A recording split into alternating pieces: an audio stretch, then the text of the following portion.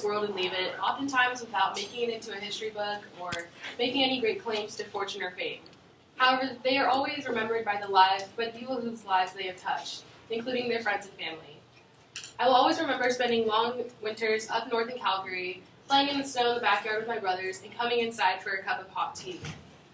It is memories like these that make me look fondly back on my late grandmother, even though for the majority of the time that I knew her, I was too young and too innocent to really appreciate everything she did for me. Today I'll be speaking about my late grandmother, Bic Lee, and touch on my favorite memory with her, some history of her life, and some qualities of her that I admire. My favorite memory with my grandmother took place 8 years ago, when I was just 10 years old. My aunt owned an apartment in New York City and happened to be there at the same time as my family and was visiting with my grandmother. We were able to spend the entire day together. It was rainy and cold, but my grandmother managed to make it memorable.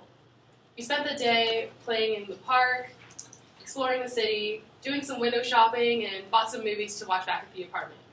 It was a simple and easygoing day, but it was a great opportunity to get to know her better and just learn more about her life. It was one of the few times that I was able to spend time with her without the entire family present, and I will always look back on that day fondly.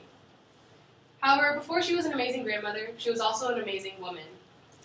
When she was a young teacher in 1949, she decided to leave communist China and flew to Hong Kong. There she met and married my grandfather, King Lee.